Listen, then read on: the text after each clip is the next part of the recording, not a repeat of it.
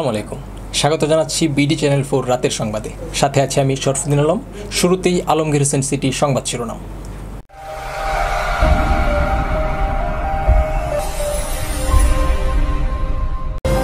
স্বৈরাচারী ব্যবস্থা যেন ফিরে না আসে সে লক্ষ্যে কাজ করছে ঐক্যমত কমিশন।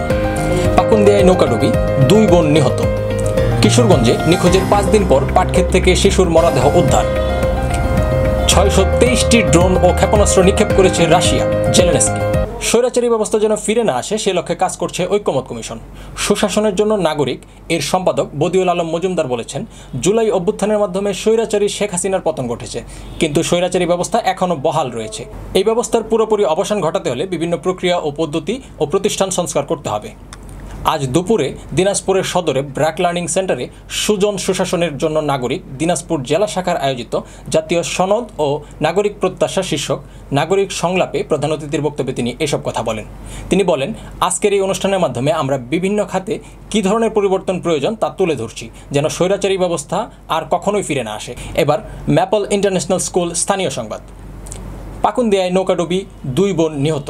কিশোরগঞ্জের পাকুন্দিয়ায় পুরাতন ব্রহ্মপুত্র নদে নৌকাডুবিতে নীলা আক্তার ও নিহা আক্তার নামের সহোদর 2 বোনের মৃত্যু হয়েছে। শুক্রবার 11 জুলাই বিকালে উপজেলার দক্ষিণ চরটিকি পুরাতন ব্রহ্মপুত্র নদে এই নৌকাডুবির ঘটনা ঘটে। নিহত নীলা আক্তার ও নিহা আক্তার জেলার কিশোরগঞ্জ সদর উপজেলার জালুয়াপাড়া গ্রামের আব্দুর রহমানের মেয়ে। নীলা আক্তার গুরুদয়াল সরকারি কলেজে উচ্চ মাধ্যমিক প্রথম বর্ষের শিক্ষার্থী ও নিহা আক্তার স্থানীয় একটি প্রাথমিক বিদ্যালয়ের 4র্থ শ্রেণীর ছাত্রী হিসেবে অধ্যয়ন করছেন। স্থানীয় সূত্রে জানা গেছে, শুক্রবার বিকালে ব্যবসায়ী আব্দুর রহমান সপরিবারে উপজেলার দক্ষিণ চরটিকি বেরিবাদ এলাকায় বেড়াতে যান। সেখানে গিয়ে ছোট্ট ডিঙ্গি নৌকা ভাড়া করে পুরাতন ব্রহ্মপুত্র নদে ঘুরতে বের হন। সে সময় ঢেউয়ের তোড়ে ডিঙ্গি নৌকাটি ডুবে যায়। নৌকাডুবির বিষয়টি দেখতে পেয়ে স্থানীয় লোকজন সেখানে গিয়ে আব্দুর রহমান ও তার স্ত্রী নিপা আক্তার ও বড় মেয়ে নীলা আক্তারকে উদ্ধার করে। তবে এ সময় আব্দুর রহমানের ছোট মেয়ে নিহা আক্তারকে উদ্ধার করা যায়নি। পরে উদ্ধার হওয়া 3 জনকে পাকুন্দিয়া উপজেলা স্বাস্থ্য কমপ্লেক্সে নেওয়া হলে কর্তব্যরত চিকিৎসক নীলা আক্তারকে মৃত ঘোষণা করে। নিখোঁজ নিহা আক্তারকে উদ্ধার করতে ফায়ার সার্ভিসের ডুবুরি দল কাজ শুরু করে, কিন্তু রাত হয়ে যাওয়ায় উদ্ধার অভিযান বন্ধ রাখা হয়। পরদিন সকালে ফায়ার সার্ভিসের ডুবুরি দল আবার উদ্ধার অভিযান শুরু করে। দুপুরের দিকে পুরাতন ব্রহ্মপুত্র নদ থেকে ভাসমান অবস্থায় নিহা আক্তারের মরদেহ উদ্ধার করে ফায়ার সার্ভিসের ডুবুরি দল। কিশোরগঞ্জে নিখোঁজের 5 দিন পর পাটক্ষেত থেকে এক শিশুর মরদেহ উদ্ধার করেছে পুলিশ। গতকাল সকালে জেলার কিশোরগঞ্জ সদর উপজেলার মারিয়া এলাকার একটি পাটক্ষেত থেকে মরদেহটি উদ্ধার করা হয়। নিহত রোজামণি জেলার কিশোরগঞ্জ সদর উপজেলার চরমারিয়া গ্রামের সুমন মিয়ার মেয়ে। স্থানীয় সূত্রে জানা গেছে, গত রবিবার 6 জুলাই বিকেলে বাড়ির সামনের রাস্তায় খেলা করছিল রোজামণি। এরপর হঠাৎ করে তাকে আর খুঁজে পাওয়া যাচ্ছিল না। পরে পরিবারের লোকজন তাকে অনেক খোঁজাখুঁজি করেও সন্ধান পায়নি। শুক্রবার সকালে বাড়ি থেকে কিছুটা দূরে একটি পাটক্ষেতের ভেতর রোজামণির লাশ দেখতে পান স্থানীয় লোকজন। পরে খবর পেয়ে পরিবারের লোকজন সেখানে গিয়ে রোজামণির লাশ শনাক্ত করেন। ঘটনার খবর পেয়ে পুলিশ সেখানে গিয়ে লাশটি উদ্ধার করে কিশোরগঞ্জ মডেল থানায় নিয়ে যায়। কিশোরগঞ্জ মডেল থানার ভারপ্রাপ্ত কর্মকর্তা ওসি আব্দুল্লাহ আল মামুন বিষয়টি নিশ্চিত করে জানান, শিশুটির লাশ উদ্ধার করে ময়নাতদন্তের জন্য কিশোরগঞ্জ শহীদ সৈয়দ নজরুল ইসলাম মেডিকেল কলেজ ও হাসপাতালের মর্গে পাঠানো হয়েছে। এ বিষয়ে আইনগত ব্যবস্থা গ্রহণ প্রক্রিয়াধীন রয়েছে। এবার জীবনদীপ হেলথ কেয়ার সেন্টার আন্তর্জাতিক খবর।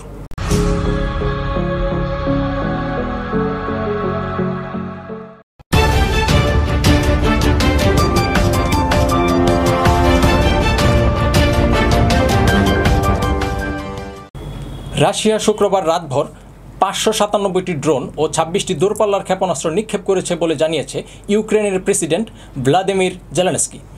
শনিবার এ তথ্য জানিয়েছে তিনি রাশিয়ার সাম্প্রতিক রেকর্ড পরিমাণ হামলা ঠেকাতে অবিলম্বে নিষেধাজ্ঞা জারি করার আহ্বান জানান।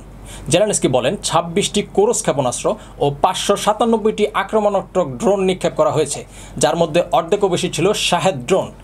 ইরান উৎপাদিত এই ড্রোনগুলো রাশিয়া নিয়মিত ব্যবহার করে। ইউক্রেনের বিমান বাহিনী জানিয়েছেন আরও 319টি ড্রোন এবং 25টি ক্ষেপণাস্ত্র ভূপাতিত করতে সক্ষম হয়েছে। তবে একটি ক্ষেপণাস্ত্র এবং প্রায় 20টি ড্রোন 5টি স্থানে আঘাত হেনেছে বলে জানানো হলেও সেসব স্থানের নাম প্রকাশ করা হয়নি। এবার ঘরোয়া ডিজিটাল প্রিন্টার খেলার খবর।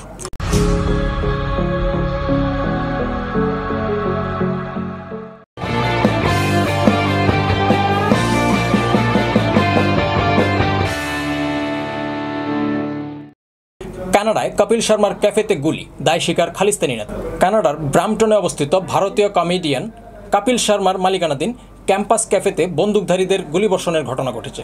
গতকাল রাত 12টার দিকে মুখোশধারী দুষ্কৃতিকারীরা গাড়ি থেকে গুলি ছোড়ে। এই ঘটনার দায় স্বীকার করেছে খালিস্তানি জঙ্গি গোষ্ঠী সংগঠনের নেতা হরিজিং সিং লাড্ডি। তিনি সামাজিক যোগাযোগ মাধ্যমে প্রকাশিত এক ভিডিও বার্তায় বলেন, সাম্প্রতিক কিছু মন্তব্যের জন্য কপিল শর্মাকে সাবধান করতেই এই হামলা চালানো হয়েছে।